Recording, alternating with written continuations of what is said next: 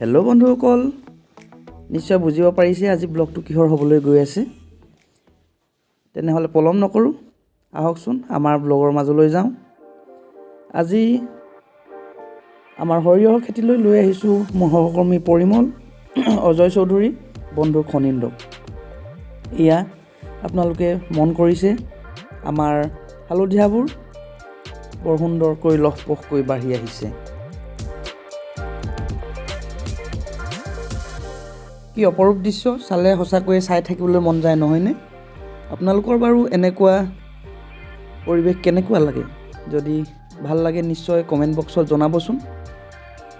যদি মন যায় আপোনালোকৰ ফটো উঠিবলৈ, তেনেহ'লে সদায় আপোনালোকক স্বাগতম। আপোনালোকে আহি আমাৰ এই শস্য পথাৰত সুন্দৰকৈ ফটো উঠি যাব পাৰে। আগে আগে খনিন, মাজত পৰিমল, তাৰ পাছত অজয় চৌধুৰী ছাৰ আহি আছে। এয়া আমাৰ হালধীয়াবোৰ লহপহকৈ ফুলিছে। আগে আগে হয়তো খনিন গৈ আছে। পাছত থাকি গ'ল আমাৰ অজয় ছাৰ আৰু পৰিমল ছাৰে ফটো উঠিবলৈ। তেওঁলোকে ফটো উঠাত ব্যস্ত। এইফালে ফটো উঠাত ব্যস্ত হৈছে তেওঁলোক। মন ভৰি ফটো উঠিছে, ময়ো উঠিছোঁ। কেনেকুৱা লাগিছে জনাবচোন আমাৰ ফটোবোৰ। তাৰ পাছত এখন গ্ৰুপ ফটো আমি তুলিম, আপোনালোকে চাব পাৰিব। এয়া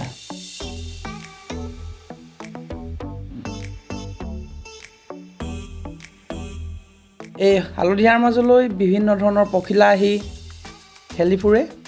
ইয়াৰ লগে লগে বিভিন্ন ঠাইৰ পৰা মৌপালকসকল আহি তেওঁলোকৰ মৌবাহবিলাক এই মাজে মাজে থাকি যোৱা এই ৰাস্তাবিলাক, আচলতে আলিবিলাকৰ থৈ যায়। আৰু 10-15 দিনৰ ভিতৰত এই মৌ মাখিবোৰে চাক বনাই ৰস প্ৰস্তুত কৰে। তেওঁলোকে এই ৰসবিলাক আকৌ পেৰি পিনি বিক্ৰী কৰে। এয়া গৌৰাং নদী। গৌৰাং নদী আচলতে গৌৰাং নদীৰ এটা সুঁতিহে, ই আচলতে বন্ধ হৈ গ'ল। এতিয়া এই সুঁতিত বিভিন্ন ধৰণৰ মাছ পোৱা যায়। ডাঙৰ ডাঙৰ মাছ পোৱা যায়, বৰালি, মাগুৰ, শ'ল, এনেকুৱা ধৰণৰ মাছ আমি প্ৰায় দেখিবলৈ পাওঁ। মাছমৰীয়াসকলে বৰ সুন্দৰকৈ মাছ মাৰে ইয়াতে।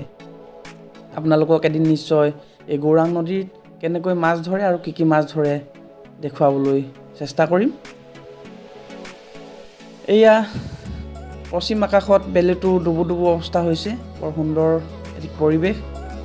মই সঁচাকৈ এই পৰিৱেশ খুবেই ভাল পাওঁ। কি সুন্দৰ অপৰূপ দৃশ্য, আপোনালোকেও চাওক, মন ভৰি যায় চালে। এইখিনি আমাৰ সৰিয়হৰ সীমাৰ ৰাস্তাটো এইটো। মই আমাৰ সৰিয়হৰ মাজে মাজে গৈ আছোঁ, সৰিয়হখিনি চাইছোঁ।